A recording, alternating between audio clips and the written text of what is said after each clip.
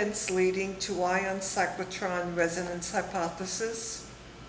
I had been working in bone and studying bone until about 1979.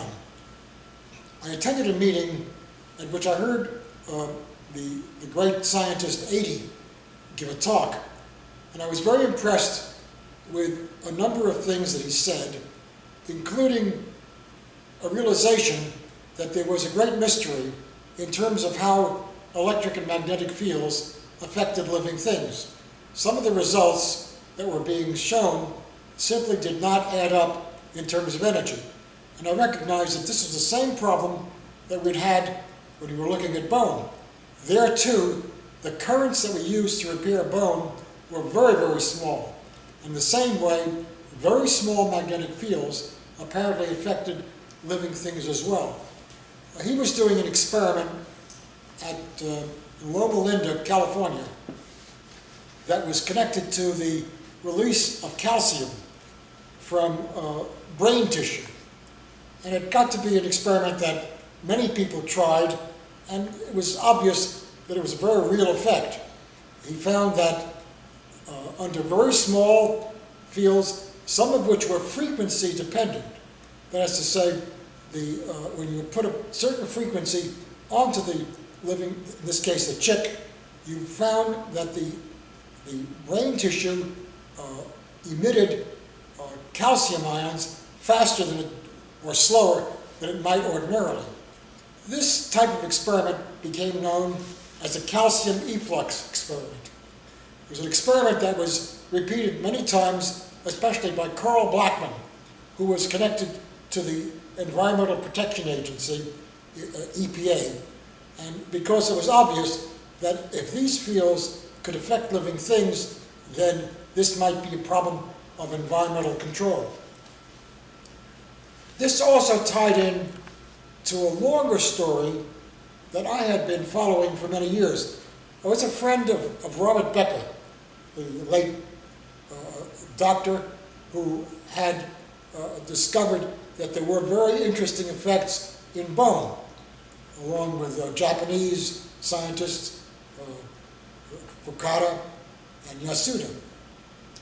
But the thing that Becker had imprinted on me was the fact that there had been older work done in Bologna in the 19th century, early 19th century, by Carlo Matteucci. And Matteucci had found that when tissues are cut or wounded, there is a so-called current of injury. This leads to electricity that's coming from the body. And this became, for me, a very, very interesting topic. Shortly after that, I found myself working at the Naval Medical Research Institute. I had been connected with Navy research for a number of years. And at that institute, I was looking at the effects of magnetic fields on cells. Not necessarily resonance fields, just looking at the various effects. And I discovered that the effects that were being found, which were basically changes in DNA, were such that they appeared to be independent of the size of the magnetic field, which again is an indication that some of these effects might be connected to very, very weak, very low intensity fields. And this became a very interesting measurement, and we published the material. As a result of that, I presented this material at a meeting in Atlanta in 1984 that was being held by the Bioelectromagnetic Society, the same society that I had basically got to know Becker and I.C.R and others. Anyway, I was one of the featured speakers, but at the same time, my friend Blackman was also speaking. Blackman showed that the effects that I.C.R had found seemed to be dependent on the Earth's magnetic field. He had no explanation for it, or let's say his explanation was not correct. I, on the other hand, had worked originally back in cosmic rays, and I recognized something called ion cyclotron resonance. The numbers that Blackman provided at that meeting were numbers that really struck home with me. I was able to actually work out some of these in my head as I was listening to his talk. But after the talk, I went back to my room and tried to do the whole thing on paper to see whether or not it really was an ion resonance phenomenon. I remember actually calling my brother, who was also a physicist, and telling him that I needed the charge to mass ratio for calcium, because that's part of the ion cyclotron calculation. He gave it to me on the phone, as I remember it, because I had no way of, in those days, in 84, 85, we did not have access to laptops that we carried with us to meetings, so I had no way of going to the internet. So I called my brother, he gave me the information, and when I put the numbers in my hotel room, that same night, I saw exactly that this was the result that Blackman had achieved.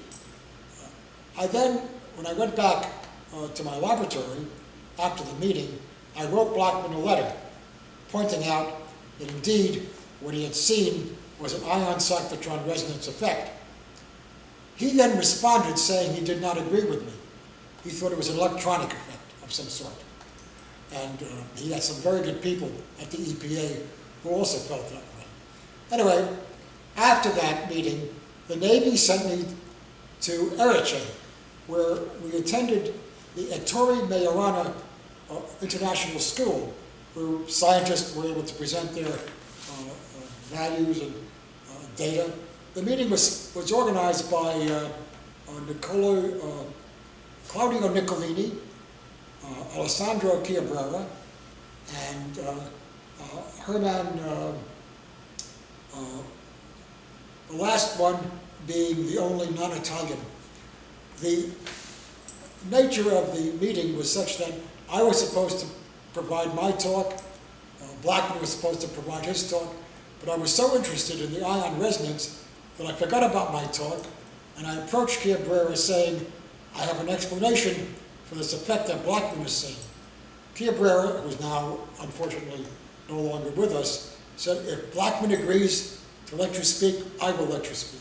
So I spoke, and I presented the data showing how it really was a resonance phenomenon and involved the Earth's magnetic field. There was an immediate problem, because many of the people in the audience did not believe this.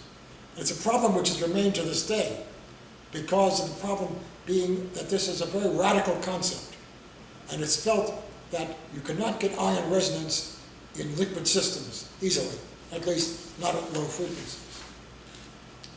Anyway, this meeting led to a division among people. Some people believed it, some people didn't. And that division lasts until today, now many, many years later.